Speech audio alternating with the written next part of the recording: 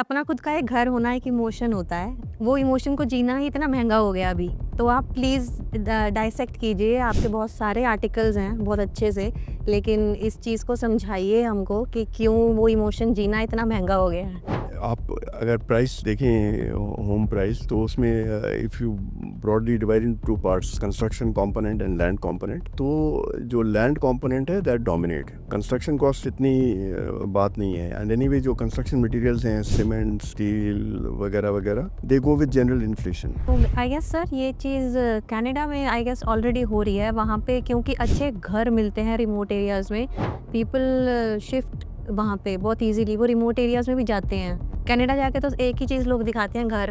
Better than Canada, in fact much better than Canada in terms of housing is the US में आप बहुत चीज़ों की शिकायतें सुनोगे, लेकिन houses are big, the prices are not very much. एक और चीज़ का ध्यान रखना है कि many things when we make comparisons between prices in dollars in US and prices in rupees in India, then it is often said कि market exchange rate use मत करो because prices are low in India and high in the US. So इसमें economics का concept होता है purchasing power parity।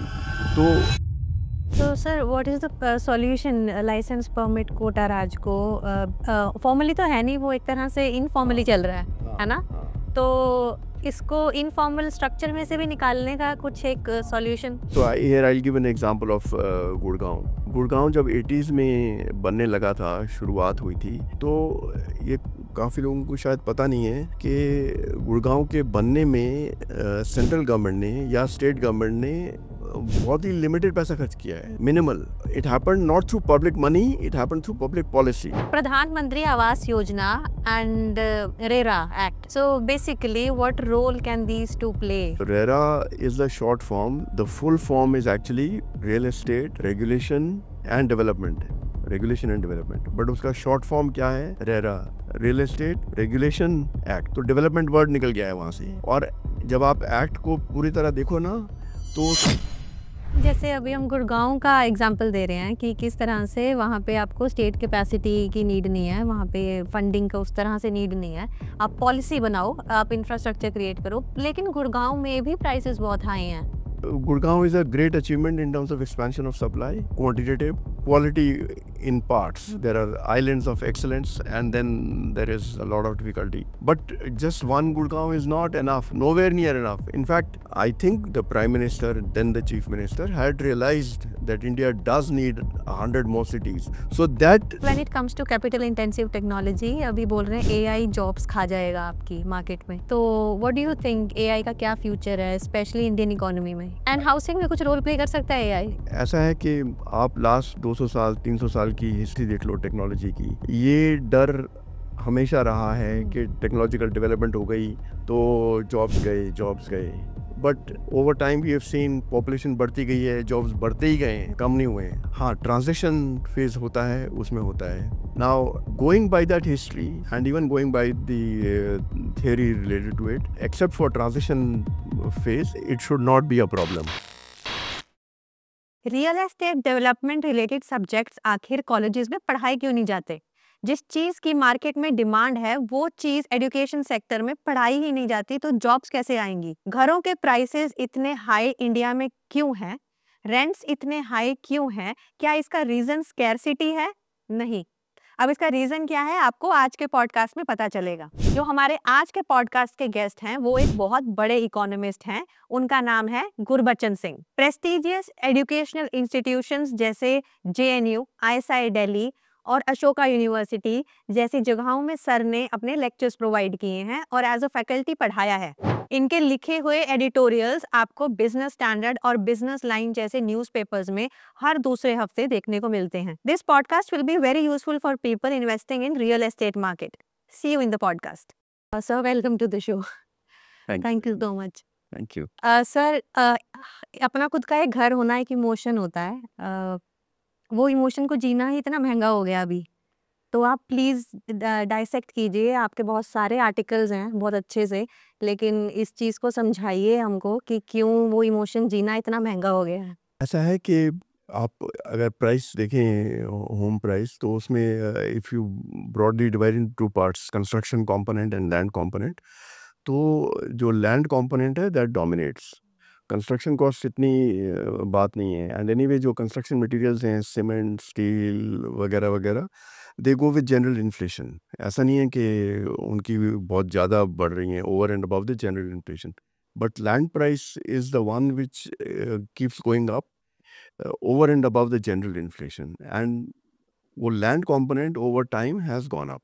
तो अगर आप एल्डरली लोगों से बात करें 50s 60s में, the component of house price was mainly construction. Land की इतनी बात नहीं होती थी। Now it is the opposite, it is the land component and not the construction component. तो so when we are talking about expensive homes, we are talking about expensive land or expensive space if it is multi-storied. And वो multi storey भी इसीलिए आता है कि land expensive है, therefore you must construct very many storeys. So अब normally क्या होता है इकोनॉमिक्स में कि इफ समथिंग इज स्केर्स तो उसकी प्राइस ज़्यादा होगी। Now this causality is understandable that you have something scarce therefore a high price, but ऐसा नहीं है कि हाई प्राइस है therefore it must be scarce. अब लैंड में ये पहली बात, इम्पॉर्टेंट बात समझने की है कि because it is high price, it should not be inferred from there that it is scarce. अब बहुत लोग ये एरर लेके चलते हैं, जिन्होंने इकोनॉमिक्स नहीं भी करी तो वो भी कॉमन सेंस इकोनॉमिक्स लगा के यही सोचते हैं कि जब प्राइस ज़्यादा है तो स्केर्स ही होगा, ये तो और क्यों स्केर्स होगा। बट ऐसा नहीं है। That is the first and the basic point two understand. तो कुछ डेटा फिगर्स मैं आपको देता हूँ। अलग अलग फिगर्स हैं। अजय शाह जब NIPFP में थे, national institute of public finance and policy, तो उन्होंने कैलकुलेशन की थी कि ये 10-12 साल पहले का है, but the relevant point stage intact still. तो तब की उनकी कैलकुलेशन थी कि अगर आप एक फैमिली ऑफ 4 को 1000 स्क्वायर फीट का घर दें, single storeyed, and for everybody in the population, the total land requirement is just 0.76%. It's not even 1% of the total land. I'm not talking about multi-rise, high-rise buildings. I'm not even talking about 3-storied houses or even 2-storied houses. Ground floor, single-storied, 1000 square feet, and 1000 square feet is a lot of space in the context of an economy like India. इतने लोग तो slums में रहते हैं, इतने लोग तो सड़कों के किनारे हैं, शेल्टर्स में हैं, गांव में कहीं कुछ मिल गया नहीं मिल गया वैसे रहते हैं, आश्रम में रहते हैं, बुरा हाल है। तो in that context 1000 square feet is a lot of space. उसके लिए you don't need even 1% of land. Okay, तो अब उसके साथ आप ये लगा लो कि रोड्स के लिए चाहिए, पार्क्स के लिए चाहिए, एजुकेशन इंस्टीट्यूशन के लिए चाहिए, हॉस्पिटल्स के लिए चाहिए, पुलिस स्टेशन के लिए चाहिए, तब भी आप वो 0.76 को डबल कर दोगे तो 1.5 हो जाएगा। कुछ और लेविश कर दोगे और पॉपुलेशन के लिए एडजस्ट करोगे इन द लास्ट 10-12 ईयर्स तो 2% तक बात आ जाएगी। सो कहने का मतलब ये है कि लैंड स्कैर्सिटी नहीं है for the purpose of real estate development in urban India. एक और मायने में लैंड स्कैर्सिटी है, वो लैंड स्कैर्सिटी, एंड काफ़ी लोग उस बात से कंफ्यूजन करते हैं। आप गांव में चले जाओ, इंडिया में हालत ख़राब है, तो काफ़ी फार्मर्स हैं जिनके पास 1 एकड़, हाफ एकड़, 2 एकड़ ऐसे लैंड है, तो उनके लिए लैंड स्कैर्स है। But that is not actually scarcity of land, that's a problem of poverty, that's a problem of inequality कि उनके पास नहीं है। इट इज़ नॉट कि इंडिया में लैंड नहीं है, इट इज़ जस्ट कि उनके पास नहीं है। एंड अनफॉर्चुनेट बात यह है कि देयर आर मिलियंस जिनके पास ऐसी दिक्कत है। तो वहाँ से ये कन्फ्यूजन शुरू हो जाती है जब आप छोटे किसानों को देखते हैं, इनके पास लैंड कम है, और जब आप कंजस्टेड मुंबई या सम पार्ट्स ऑफ दिल्ली देखते हैं, जब कंजस्टेड है तो ऐसे लगता है कि स्पेस ही नहीं है, लैंड ही नहीं है। बट जब आप मैक्रो लेवल पे फिगर्स देखोगे तो ऐसा बिल्कुल नहीं है। आप एक चीज़ देख के चलो, यहाँ से ट्रेन लो या बस लो एक शहर से दूसरे शहर, रास्ते में आपको लैंड ही लैंड है, यहाँ से आप ट्रैवल करो कोलकाता, यहाँ से आप ट्रैवल करो मुंबई, आप प्लेन ले लो, ऊपर से भी कुछ कुछ तो पता ही चल जाता है। सो कहने का मैं इसीलिए थोड़ा टाइम लगा रहा हूँ इस बात पे, because the main reason for home price is high price of land और high price of space, and that high price is not due to scarcity of land. अब इसके बाद बात शुरू हो जाती है कि अगर स्कैरसिटी भी नहीं है तो फिर ये प्राइस कहाँ से बढ़ हाँ गई। जी। वो प्राइस इसलिए बढ़ जाती है कि ये जो सिटीज़ हैं यहाँ पर रिस्ट्रिक्शंस हैं। तो I like to use the old phrase licence permit quota raj. अब बहुत लोगों के मन में है कि लाइसेंस परमिट कोटा राज तो ख़त्म हो गया 1991 में, बट वो ख़त्म हुआ था मैन्युफैक्चरिंग सेक्टर में, वो रियल एस्टेट सेक्टर में ख़त्म नहीं हुआ था। तो जो रिस्ट्रिक्शंस की कहानी एम्बेसडर कार या फिएट कार या वेस्पा स्कूटर की होती थी, जो कहानी ट्रांसपोर्ट सेक्टर में थी, वो कहानी हाउसिंग में आज भी चल रही है। तो because of the various restrictions, अब ये रिस्ट्रिक्शंस टेक वेरियस फॉर्म्स। एक है कि जहाँ पर लैंड प्राइस है हाई है, तो वहाँ भी हाई राइज बिल्डिंग्स अलाउड नहीं है, जैसे मुंबई में है। हाई राइज बिल्डिंग्स होनी चाहिए या नहीं होनी चाहिए, मैं उस पर बाद में आऊँगा। बट अभी फ़िलहाल इस बात को लेके चलते हैं कि मुंबई में अगर price of land is very high, then you should allow high rise so that you can construct more apartments per acre of land. तो that is one kind of restriction. Then there are other kinds of restrictions. Approvals नहीं मिलते हैं, delay होता है, discretionary powers हैं, corruption है। ये सिर्फ एक साइड की स्टोरी है और ये पूरी कहानी नहीं है। उसके बाद एक और कहानी आती है। वो कहानी है कि आप 1947 से लेकर अब तक देखोगे तो सून आफ्टर इंडिपेंडेंस चंडीगढ़ नया शहर बना था, and that was because Lahore went to Pakistan, तो एक नया कैपिटल चाहिए था। अदरवाइज उसके बाद बहुत ही गिने चुने नए सिटीज़ बने हैं। अभी लास्ट 10-15 साल में गिफ्ट सिटी इन गुजरात वो हुआ है, अमरावती तेलंगाना या आंध्र प्रदेश वहाँ पर है, एंड अब कुछ कुछ कर्नाटक में एक स्विफ्ट सिटी एंड एक क्विन सिटी, इनकी अभी वेरी वेरी रिसेंट अनाउंसमेंट्स हैं। तो जहाँ नए शहरों की बात है, and India needs a lot of cities, तो वहाँ पर there is no conscious effort. So दिक्कत वहाँ आ रही है कि सप्लाई जो रिस्ट्रिक्शंस हैं, some are in existing cities, some are for allowing और enabling new cities to come up, ताकि और घर बन सके। और सिर्फ बात घरों की नहीं है, आप रिटेल शॉप्स ले लो, वेयर हाउसेस ले लो, ऑफिसेज ले लो, फैक्ट्रीज ले लो, काफ़ी चीज़ों में है। बट इट्स रेजिडेंशियल में है, और to some extent more than residential it is in retail shops, showrooms में, जहाँ मारा मारी है, जहाँ पे प्राइसेस बहुत हाई हैं एंड लोग रियलाइज़ नहीं करते। One reason why goods are expensive in shops is not because the shopkeeper is earning a lot of money or the manufacturing is earning a lot of money. Rent for the property is Very high. very high. So, so coming back to that broader story of why the land price is high, it's urban land which is high priced because of restrictions on land approvals in existing cities or in new cities.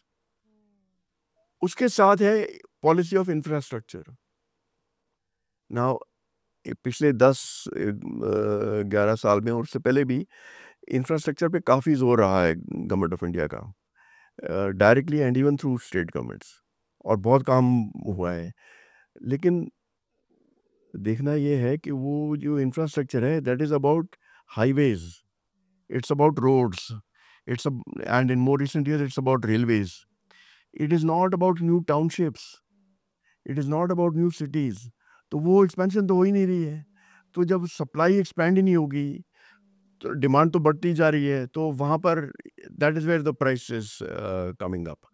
So that is the reason for that is the license permit quota Raj or the infrastructure policy. The two together are restricting the supply in urban India and therefore the price is high. अब चलिए rural India पे, वहाँ पर एक और problem है। जो farmers हैं उनकी इनकम बहुत लो है, उनकी लाइवलीहुड का ज़रिया ही खेती है। कुछ कुछ और काम करते हैं बट अदरवाइज़ मेनली उसी पे आ जाती है बात। तो उनका जब लैंड लेने की बात आती है तो उनका एक जायज़ सवाल है कि आपने यहाँ ज़मीन ली तो हम क्या करेंगे? हमारा घर यहीं है, हमारी खेती यहीं है, हमारा रहन-सहन है, सब कुछ यहीं पर है, जो है सो यहीं है। तो उनके लिए जाना मुश्किल होता है। वो शहर में आ नहीं सकते क्योंकि शहर में घर महँगा है, शहर में जॉब नहीं है, लाइवलीहुड नहीं है।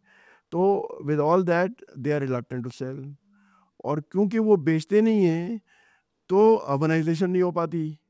तो ऑन वन हैंड वैसे ही प्राइस यहाँ पर हाई है, बट जब उनको ऑफर मिलता भी है तब भी वो मना करते हैं। एंड उनके इंटरेस्ट को प्रोटेक्ट करने के लिए लैंड एक्विजिशन एक्ट 2013 पास हुआ था। तो उससे हुआ क्या है कि जो रूरल लैंड है उसकी प्राइस हाई है। सो अब बात कहाँ पे आ गई कि urban price is high because of license permit quota Raj and infrastructure policy, and rural land is high price because of land acquisition act. अब टोटल आप मिला लो और land usable land is either urban और rural, तो पूरा ही land all over India is expensive. It's expensive, to be more precise, in a more measurable sense, which is आप एग्रीकल्चरल लैंड लो तो एक बड़ी इंटरेस्टिंग बात है, जैसे पंजाब फार्मर्स का प्रोटेस्ट हुआ यहाँ पर या तमिलनाडु में हो या और भी जगह काफ़ी हुआ, तो and I am surprise this is not been pointed out by many people. उनका जो स्टैंडर्ड ऑफ लिविंग है लो है, इनकम्स लो हैं. Punjab they are relatively better, but it's just relatively better. हालत उनकी भी ठीक नहीं है. बट अगर आप उनसे ये पूछो कि आपके लैंड की प्राइस क्या है, तो then they are sitting on expensive land. But उनका भी एक पॉइंट है कि इसकी हाई प्राइस का हमें फ़ायदा क्या है, बिकॉज हमने बेच दिया तो हम जाएंगे कहाँ, तो बेच तो हम सकते नहीं है, तो that high price is irrelevant. So they are poor by income, rich by wealth, but that wealth is in a sense irrelevant. Now, if you have urbanization, real estate development, तो उससे क्या है कि सप्लाई यहाँ बढ़ेगी, price यहाँ कम होगी, livelihood opportunities आएंगी, जॉब्स आएंगे, तो then they'll be less reluctance on their part to shift, and when they are less reluctant they'll be willing to sell the land. So you need a movement at both fronts, urban as well as rural. Thank you so much. I mean, it is not scarcity, it is the policy issue. Basically, urban और rural दोनों to summarize it. Yes. तो sir smart cities Plus infrastructure policy. Plus infrastructure, Because infrastructure में जो allocation हो रहा है वो highways बहुत अच्छे बन रहे हैं, रोडवेज, रेलवेज, एयरपोर्ट्स, तो यहाँ पर बहुत ज़बरदस्त काम हो रहा है, बट नॉट फॉर हाउसिंग. अब लोग भी कहेंगे हम सारा दिन ट्रैवल थोड़ी करते रहेंगे बिटवीन सिटीज़, हमें रहना तो घर में है, आप घर तो हमें दे नहीं रहे हो और हमको कह रहे हो कि सड़क शानदार बन रही है, तो बात नहीं बनती ना पूरी. तो I am not saying we don't need highways और railways, we do, but it's a matter of allocation and a balance within the infrastructure policy. along with those highways create more cities. Create more cities. और ये जो highways भी हैं, so another point here, the highways are being, the objective is to make world-class highways. Now, I can understand the aspiration, the ambition and the desire to have such highways, but अगर घर छोटे छोटे हैं और आप world class highways बना रहे हो तो there is an imbalance, no. So even if you make good roads, broad roads, but not world class highways, and make slightly fewer of them and use that money for real estate development, urbanization, so with just a slight change you can do a lot in terms of housing. So I guess sir ये चीज़ Canada में I guess already हो रही है। वहाँ पे क्योंकि अच्छे घर मिलते हैं रिमोट एरियाज़ में, पीपल शिफ्ट वहाँ पे बहुत ईज़िली वो रिमोट एरियाज़ में भी जाते हैं, रहते हैं और कनाडा जाके तो एक ही चीज़ लोग दिखाते हैं घर।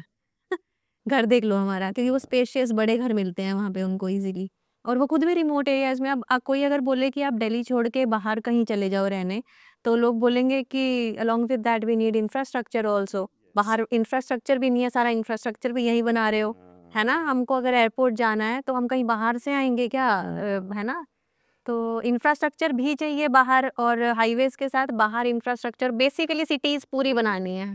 सो आपने कनाडा का जिक्र किया, better than Canada, in fact much better than Canada in terms of housing is the US. So US में आप बहुत चीज़ों की शिकायतें सुनोगे, लेकिन houses are big, the prices are not very much. एक और चीज़ का ध्यान रखना है कि in many things, when we make comparisons between prices in dollars in US and prices in rupees in India, then it is often said कि market exchange rate use मत करो because prices are low in India and high in the US. तो इसमें economics का concept होता है purchasing power parity. तो if you use that, then the price of dollar is not 86 or a little more. It will be much less. I haven't checked the latest figure, but it may be something like 40 rupees. तो जब वो आप convert करते हो, so what I'm coming to is normal चीज़ें लोग काफ़ी market exchange rate पे कन्वर्ट नहीं करते, परचेजिंग पावर पैरिटी से कंपेयर करते हैं, and rightly so. But when it comes to housing, people forget the purchasing power parity. तो अगर यूएस हाउसेस की प्राइसेस आप देखोगे and convert them not at the market exchange rate but at purchasing power parity, then you'll realize how expensive Mumbai, Delhi, Gurgaon are compared to US. Now, US maybe there are some parts which are expensive, like Manhattan hai, yeah, even New York. Some places can be very expensive, but those are exceptional places. By and large, जब आप US housing की बात करते हो, आप US film भी देख लो कभी, जब आप घरों को देखोगे तो they are quite open, big, there is lot of greenery, spacious, and ऐसा नहीं है कि बहुत पुराने घर हैं, वो भी होते रहते हैं। I will add quickly, there is a problem of homelessness in the US. But again, जैसे मैं शुरू में यहाँ भी कह रहा था, that is actually a problem of poverty and inequality, which is getting serious even in the US, in the world over, but US में भी है. And that is more visible in terms of homelessness. उसकी visibility ज़्यादा आती है. But it is not to be confused with housing being terribly expensive in the US according to their general income levels, etc. यहाँ पर that way housing is expensive. Though I must quickly add, smaller towns वगैरह में इतनी मारा मारी नहीं है, fortunately. But then there's also a side issue of quality of houses, the facilities, jobs नहीं है, तो आप shift तो नहीं कर सकते in a smaller town. So that way one comes back to basic policy. That is where the issue is. It's not scarcity of land. It is not construction material which is expensive. It is not even, stamp duty is high, but it's just at the margin which adds. Then people also talk about black money. कि India में black money इतना है, जिनके पास black money है वो price बढ़ाते रहते हैं। ये कुछ वैलिडिटी है, बट ज़्यादा नहीं है। एंड इसका again I give the example, before 1991 black money was used in purchase of cars. So those who had black money would give a premium and buy an ambassador car and buy a Fiat car, and so showroom price कुछ होती थी, market price actual कुछ और होती थी। तो but automobile industry में we don't hear of black money playing a role. You just go and buy a car, and nobody says that some cars are expensive because of black money. If cars are cheap or expensive because of various reasons, but not black money. So ऐसा क्यों है कि black money is not playing a role is not continuing to play a role in the automobile industry, but it is continuing to play a role, and in fact a bigger role in the housing industry, because supply is limited. When the supply is limited and you have too much demand, then people who have black money have an edge over others. So वहाँ पर उनको advantage मिलता है, but वो advantage इसलिए मिलता है कि सप्लाई लिमिटेड है, and that is due to policy. So जड़ उसकी जो है, रूट कॉज वो सप्लाई में है. It is not in black money in the economy. This is not to say that India में ब्लैक मनी नहीं है या the problem is not serious. It is, but and in fact, because there is license permit quota Raj, that gives scope for corruption and for generation of black money. So again, we are going back to that license permit quota Raj and the infrastructure policy as the basic roots of the problem. So sir, what is the solution? License permit quota Raj को formally तो है नहीं, वो एक तरह से informally चल रहा है ना? तो इसको इनफॉर्मल स्ट्रक्चर में से भी निकालने का कुछ एक सॉल्यूशन उसका ये है. सो here I'll give an example of Gurgaon. Gurgaon जब 80s में बनने लगा था, शुरुआत हुई थी, तो ये काफ़ी लोगों को शायद पता नहीं है कि गुड़गांव के बनने में सेंट्रल गवर्नमेंट ने या स्टेट गवर्नमेंट ने बहुत ही लिमिटेड पैसा खर्च किया है, minimal. It happened not through public money, it happened through public policy. So हुआ क्या था कि DLF company and the main person KP Singh and from the government Rajiv Gandhi at that time, they had a meeting and the rest is history. So what happened was that the central government and the state government, more the state government, but at the initiative from the central government, they paved the way. They created a policy that enabled companies. DLF took the initiative, but then there were several other companies and they were competing with each other. So these various companies bought land from farmers. They constructed the roads. So in Gurgaon, all the internal roads that you see are constructed by the developers. It's not by the government. And they in turn charged the home buyers. And the home buyers would pay over a period of 3-4 years. So it was a win-win story for all. So the point is that the government does not need to spend much. That can come from the home buyers, the investors, the developers, but they have to create a master plan. They have to create a system policy to pave the way. Now, Gurgaon was a great example of expansion of supply. I'm not saying Gurgaon has become a great city. There are a lot of problems in Gurgaon. So not to be confused between the two, but in terms of expansion of supply, it is a great achievement. Now, unfortunately, that model has not been followed elsewhere in the country. So the new cities that have come up, whether you take Gift City or you take Amravati in South India, and even the other ones which are coming up in Karnataka, Gift City, it is public money and state capacity. So public money is that the government is spending, the state government is spending the money. State capacity is that some minister, some secretary, some government employees, they are involved in the planning, in the execution, in the marketing, everything. So the private sector, the market mechanism is absent in that, which is where it takes its toll. Which is why, and now that brings us to an important issue of 100 new cities. Smart cities. See, aapne kaha smart city, maine kaha new city. Now, where is the difference lying? So what happened was, both of us are right, but let's see what is the situation.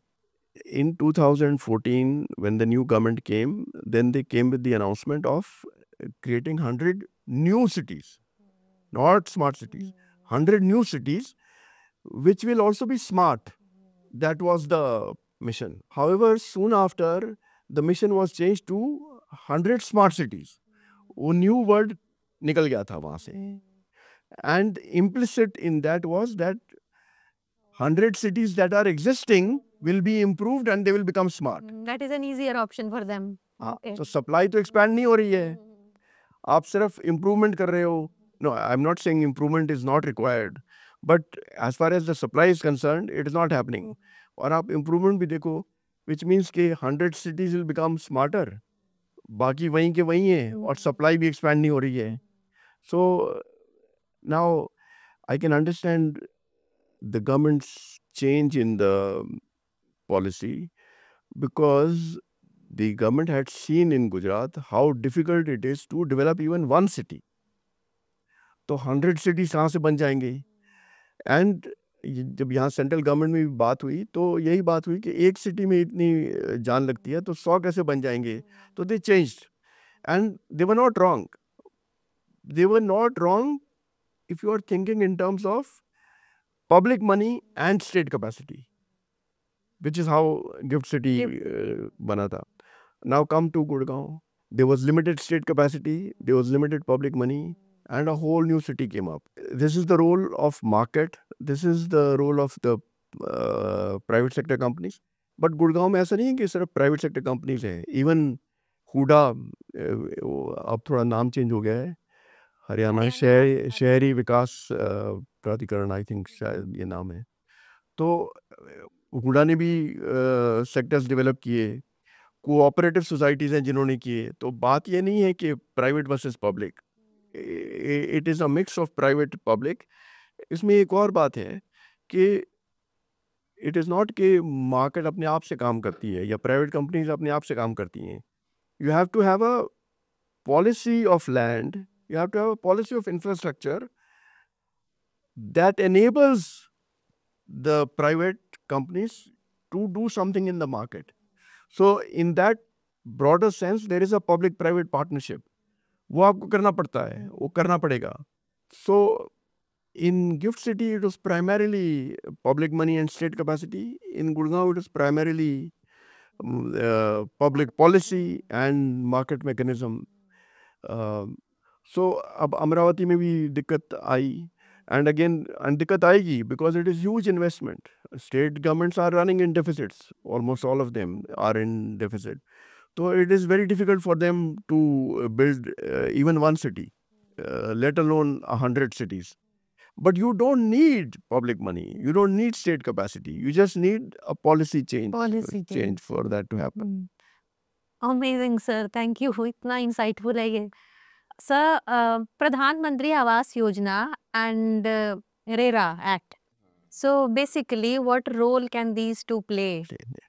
So let's take them up one by one. So RERA is a very important legislation, and thanks to the government, they finally done that, and that protects the buyers from arbitrary practices, discretionary practices of the developers or even brokers sometimes. तो RERA के through licence permit राज कोटा जो informal exist करता है, that can be eliminated. हाँ, मैं उसी पे आ रहा था. ओके, उसी पे आ रहा था. Okay. So RERA is the short form. The full form is actually Real Estate Regulation and Development Act. And development, regulation and development. But उसका शॉर्ट फॉर्म क्या है? RERA, real estate regulation act. तो development word निकल गया है वहाँ से. और जब आप एक्ट को पूरी तरह देखो ना, तो उसमें development is about, I suppose development should mean supply, expanding the quantity, providing more homes, offices, shops, warehouses etcetera. तो हुआ क्या है कि there is a great achievement. It's a great achievement in terms of regulation. आप घर ले रहे हो तो आपका कुछ इंटरेस्ट प्रोटेक्ट होगा. बाय द वे उसमें भी थोड़ी दिक्कत आ रही है अभी. इट्स नॉट अ रोजी पिक्चर कम्प्लीटली. क्या दिक्कत आ रही है सर? वो कुछ लोग केस लेके जा रहे हैं रेरा के पास. रेरा ने ऑर्डर पास कर भी दिया है तो भी डेवलपर इम्प्लीमेंट नहीं कर रहा है. And police and the judiciary are not taking a follow up action even after RERA has passed a judgment or given an order. Those are implementation issues which are not well known, but they are happening. But let us assume कि ये दिक्कतें नहीं हैं. I'll take the best case scenario. ये सब दिक्कत नहीं आ रही है. But basic दिक्कत तो उसकी कंसेप्शन में ही है, which is that you are trying to regulate so that the developer does not misbehave in terms of charging, in terms of providing lower quality, etc. etc. उनके पेपर्स ठीक से दें वगैरह वगैरह. RERA is not about expanding supply. It's not about development. तो वो portion तो handle नहीं हो रहा है. So RERA has come in 2017 or somewhere there. I don't remember the exact. Uh, but what I was calling license permit quota Raj is continuing. So it's just that regulation has improved. जो दूसरी आपने बात कही PMAY की, PMAY is प्रधानमंत्री आवास योजना. So under this, the government helps in various ways to make housing affordable. Okay. Now, आप उसको closely देखोगे तो in one way or another it is a subsidy scheme. मतलब गवर्नमेंट ने या तो आपको कुछ land it provides at a cheaper rate, or credit is being made available at a cheaper rate, or some facilities in terms of approvals जो हैं वो हैं. But it is not going into the basic issue of why homes are expensive in the first place. हाँ जी. So it is taking as given that homes are expensive, and therefore some people need to be given a cheaper home, therefore introduce that scheme. So given the whole structure under which housing, land policy, infrastructure policy, license permit quota Raj, land acquisition act, वो किसी को touch नहीं किया जा रहा है. आप कह रहे हो कि इन्हीं सभी दिक्कतों को रखते हुए हम आपको सस्ता कर दे देंगे, which means that it's at the government expense. So बात अब again we coming back to public money, state capacity. तो आप PMAY के अंदर कितने लोगों को घर दे दोगे? और जो हुए भी हैं वहाँ भी बहुत शिकायतें हैं, बिकॉज वो कुछ ठीक नहीं है, कुछ लोग, किसी का लोकेशन ठीक नहीं है, किसी कंस्ट्रक्शन ठीक नहीं है. बट मैं तो ये कह रहा हूँ कि अगर आप आइडियल केस ले लो, कंस्ट्रक्शन बहुत अच्छी हो गई, लोकेशन भी उनकी बहुत अच्छी है, but that is not coming to the root problem, which is the land price is high, which is that infrastructure funds are not being used in a balanced way, which is that land acquisition act का जो pricing provision है, by the way उसमें काफ़ी provisions है, I'm talking about just the pricing provision. And जो farmers को भी जो दिक्कत है, ऐसा तो नहीं है कि वो they are against development. Development होगी तो उनको भी फ़ायदा है, बट उनको मीनिंगफुल डेवलपमेंट तो नजर आए. तो starting point has to be not land acquisition act. इसमें एक और चीज मैं जाऊंगा. Soon after the new government came in 2014, they tried to amend the land acquisition act. Ordinance एक बार किया, सेकंड टाइम किया, but when it came to the legislation they could not get it through the parliament. And वो तब का दिन था, आज का दिन है, land acquisition act has not been touched again. Okay. And अब ये मन में लोगों के बैठ के ये बात कि लैंड एक्विजिशन एक्ट तो चेंज हो ही नहीं सकता. मेरा कहना ये है कि अगर आप licence permit quota raj in urban India और infrastructure policy in urban India को टच नहीं करोगे तो लैंड एक्विजिशन एक्ट आप नहीं टच कर सकते. वो दिक्कत आपको फिर से आएगी. लेकिन if you make licence permit quota raj and infrastructure policy as your starting point, do something substantive there जिससे अर्बन प्राइस कम हो, तो तब यहाँ डेवलपमेंट जब बढ़ेगी तो then they will see alternative opportunities, livelihoods, cheaper housing, then they will become less reluctant and then आप कर भी सकते हो उनको, you can take them along. सबका साथ सबका विकास. Amazing sir. सर लेकिन जैसे अभी हम गुड़गांव का एग्जांपल दे रहे हैं कि किस तरह से वहाँ पे आपको स्टेट कैपेसिटी की नीड नहीं है, वहाँ पे फंडिंग का उस तरह से नीड नहीं है. आप पॉलिसी बनाओ, आप इंफ्रास्ट्रक्चर क्रिएट करो, लेकिन गुड़गांव में भी प्राइसेस बहुत हाई हैं अभी. हाँ, इतना बड़ा इंडिया है और इतने करोड़ों लोग हैं, तो एक सिर्फ गुड़गांव से तो नहीं होगा. अगर आप इसको देखना ही है तो आप ऐसे सोचो कि अगर गुड़गांव भी नहीं होता तो दिल्ली में क्या होता. Look at it like that. Gurgaon is a great achievement in terms of expansion of supply, quantitative, quality in parts. There are islands of excellence, and then there is a lot of difficulty. But just one Gurgaon is not enough, nowhere near enough. In fact, I think the Prime Minister, then the Chief Minister, had realized that India does need 100 more cities. So that initial vision and insight was correct. But uske baad, when they were thinking in terms of implementation, then they started thinking in terms of state capacity and public money, which is where the failing came.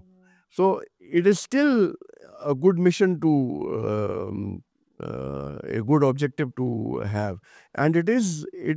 I am saying it is very much doable, but not with public money and state capacity. It is doable with public policy, with market, but with appropriate regulation and defending the rights of the home buyers and other buyers as well. So basically, only a great economist can give an alternative solution like this. काफी insightful है sir. Thank you. Thank you.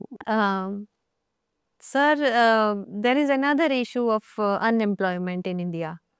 तो उसके ऊपर आपके कुछ view points होंगे? हाँ, Please. ज़रूर।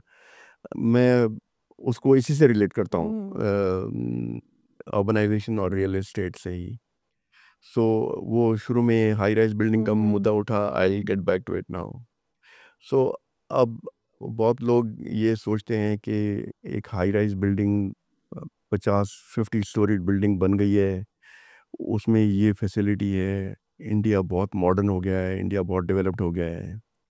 Now, this is not a good indicator. And anyway, जो high rise buildings हैं, they are not catering to the general population. It's mostly elite, expensive apartments there. The other thing, and coming to the employment part of it, आप note करेंगे, this requires sophisticated construction. This construction tends to be capital intensive. आप किसी site पे चले जाओ, high rise building जब बन रही है, बिल्डर फ्लोर्स, तो बिल्डर फ्लोर्स तो फिर भी बन जाते हैं सिंपली। मैं high rise builder floors usually means 3-4 story, हाँ जी, हाँ जी, उनमें भी, उसमें भी आता हूँ, उसमें भी दिक्कत है। बट जो 50 स्टोरीड बिल्डिंग या 30 स्टोरीड बिल्डिंग भी, या इवन 15 स्टोरीड बिल्डिंग भी जो आप बनाते हो, तो you use capital intensive technology. उसमें आप साइट पे जाके देखो, there is all kinds of machinery, all kinds of equipment being use. तो जो लेबर यूज है per square foot of construction is actually not very much. It's just कि labour आपको बहुत नज़र आती है, but that's because it's a big site. But if you take the labour capital ratio, then there is a lot of capital that is being used. अब आप ये बात देखो, India is a labour abundant country, और आप वहाँ पे capital intensive technology use कर रहे हो, तो जॉब्स कहाँ से आएंगे? आप बिल्डर से बात करो तो उनका पॉइंट सही है। वो कहते हैं कि लैंड प्राइस इतनी हाई है कि जब तक हम 30 स्टोरीज या 50 स्टोरीज नहीं बनाएंगे, तो कॉस्ट तो हम कवर नहीं कर सकते। And they are absolutely right. So they are using capital intensive technology, they are going into high rise buildings because the land price is high. बात फिर कहाँ गई land price पे? And we said land price is high not because land is scarce, but because of policy. तो जब आप वो policy ठीक करोगे तो लैंड प्राइस कम होगी। लैंड प्राइस जब कम होगी तो बिल्डर खुद नहीं चाहेगा कि मैं 30 स्टोरी हाई राइज बिल्डिंग बनाऊँ। हाई राइज बिल्डिंग का एक सिंपल एग्जांपल देता हूँ, आफ्टर कंस्ट्रक्शन ले लो, उसकी एक लिफ्ट है, and these are made by multinationals, these elevators, lifts. अब उसकी जो इंपोर्ट कंपोनेंट है, उसकी जो खुद की कंस्ट्रक्शन कंपोनेंट है, फिर उसकी जो मेंटेनेंस कंपोनेंट है, बिकॉज आप 30 स्टोरी बिल्डिंग में सीढ़ियाँ चढ़ के तो जाओगे नहीं, तो you need that lift. That's a very simple example of capital intensive technology. Where if you have 2 storied house, आप सीढ़ियों से ऊपर चढ़ गए, आपको लिफ्ट नहीं चाहिए। It's a labour intensive technology in the sense of construction and also in the sense of use. जो रेजिडेंट है वो लिफ्ट यूज़ नहीं करता, वो सीढ़ियाँ चढ़ के ऊपर आराम से पहुंच जाता है। तो जो जॉब्स हैं, जॉब्स क्रिएट इसलिए नहीं हो रहे हैं कि कैपिटल इंटेंसिव टेक्नोलॉजी यूज़ हो रही है और कैपिटल हमारे पास बहुत कम है, लेबर हमारे पास ज़्यादा है, वो हम कर नहीं रहे हैं, but there are policies which are compelling people in the market to use capital intensive technology. ऐसा नहीं है कि कंपनीज को शौक है कैपिटल इंटेंसिव टेक्नोलॉजी का, या वो कहते हैं कि नहीं हम तो यही करेंगे। It is the compulsions given the policies. आप पॉलिसी ठीक करो तो वो भी वही यूज़ करेंगे जो अबंडेंट रिसोर्सेज हैं इसमें। ये तो एग्जांपल हो गया, मैंने आपको दिया रियल एस्टेट से जुड़ा पर हुआ। Capital intensive technology labour technology से ज़्यादा एफिशिएंट होती है as in the results, because ये हाई राइज बिल्डिंग्स में एक चीज़ है, लोग सीलन वगैरह के इशू के रिलेटेड बहुत बोलते हैं, सीलन काफ़ी आती है। तो जो एफिशिएंसी के पॉइंट से कैपिटल इंटेंसिव इज़ बेटर और labour intensive is better technology, quality of the house? No, see, in economics, you need to consider the price. Yeah, So along with price. it's not an issue of which is better. So if suppose I am saying something in the US, so I will advocate a capital intensive technology. Why? Because capital is cheap, labor is expensive. हाँ जी। Okay, so it is not a preference of one over another. It's not absolute कि one technology is better than the other technology. अब यहाँ India आ जाओ तो यहाँ पर you have abundant labor, labor is cheap, capital is scarce, so therefore there is a need to use labor intensive technology. Now जो आपने बात कही सीलन, I don't know specifically about that issue, but my sense is that it's a matter of quality, independent of whether it is labor intensive technology or capital intensive technology that is being used. So sir when it comes to capital intensive technology, अभी बोल रहे हैं AI jobs खा जाएगा आपकी market में, तो what do you think AI का क्या फ्यूचर है, स्पेशली इंडियन इकोनॉमी में क्या रोल प्ले कर सकता है? So एंड हाउसिंग में कुछ रोल प्ले कर सकता है AI? AI generally, this is not my area, so I'll give a tentative answer to your question, but it is an interesting thing. It has crossed my mind, which is why I thought I'll give an answer, but a tentative answer. So ऐसा है कि आप last 200 साल 300 साल की history देख लो technology की, ये डर हमेशा रहा है कि टेक्नोलॉजिकल डेवलपमेंट हो गई तो जॉब्स गए, but over time we have seen population बढ़ती गई है, जॉब्स बढ़ते ही गए हैं, कम नहीं हुए हैं। हाँ, ट्रांजिशन फेज होता है, उसमें होता है। Now going by that history and even going by the theory related to it, except for transition phase, it should not be a problem. But is AI so very different that it will destroy jobs? I don't know. I can't give a definitive answer to that. But I must also add that आप एक और चीज़ भी देखिए कि over 200 years the working hours have got reduced. We have moved from 6-day week to 5-day week, and in fact, if I'm not wrong, some places in Europe are even doing or considering 4-day week. This is very different from the opposite of 90-hour week. So it takes, what I'm saying is that some of it takes the form of less hours of work per person over a period of time. I must quickly add, all this needs to be accompanied by a policy of redistribution, because कहीं पे efficiency है, कहीं पे income बहुत ज़्यादा है, किसी और का तो लाइवलीहुड ही जा रहा है, और उसके पास स्किल भी नहीं है। सो पहले भी जो काफ़ी हमने बात की, it was more in terms of efficiency, allocation of resources, improvements, but I'm glad actually in this context it is coming up. It is an issue of growth alongside redistribution. India में tax GDP ratio is quite low compared to what we have in Europe. I'm not saying we can go all the way there, but there is a lot of scope for increasing the tax GDP ratio alongside redistribution. I'm not talking about freebies. I'm talking about meaningful redistribution. But sir tax GDP ratio इतना कम है India में, despite that जब भी budget आता है और taxes का जब पता लगता है और कोई भी टैक्स थोड़ा बहुत बढ़ जाता है अगर, ह्यूज डिबेट पूरा होता है एकदम, पता नहीं क्या जैसे पहाड़ तोड़ दिया, और मिडिल क्लास के ऊपर पड़ता है बेसिकली वो ज़्यादा। तो वो बहुत रैंट करते हैं सोशल मीडिया पे। तो आपको लगता है कि जो टैक्सेशन स्ट्रक्चर है इंडिया का और टैक्स जीडीपी रेशो ऑब्वियसली बहुत कम है, क्योंकि फॉर्मल सेक्टर में बहुत कम लोग हैं जो टैक्स पे कर रहे हैं। पर जो पे कर रहे हैं उन्हीं के ऊपर बर्डन आता है फिर।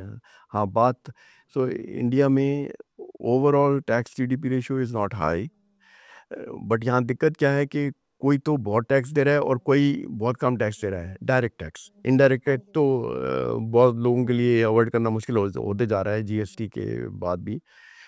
But direct tax में there's a lot of there are two E's as I call them. One E is exemption. There are too many exemptions. The other is evasion. ये दो these two E's are not receiving adequate attention. And this is government after government. The two E's need to be taken seriously. Thank you so much sir. मुझे ऐसा लग रहा है हमने अभी एक टॉपिक डिस्कस किया है, और अभी आपसे मिलने के बाद मेरा मन है कि मैं आपसे पता नहीं मल्टीपल टॉपिक्स पर डिस्कशन करूंगी। हाँ, we will meet again soon. Thank you so much sir. Thank you. It was a pleasure. Thank you मुझे भी सो अच्छा लगा. मच। Yes.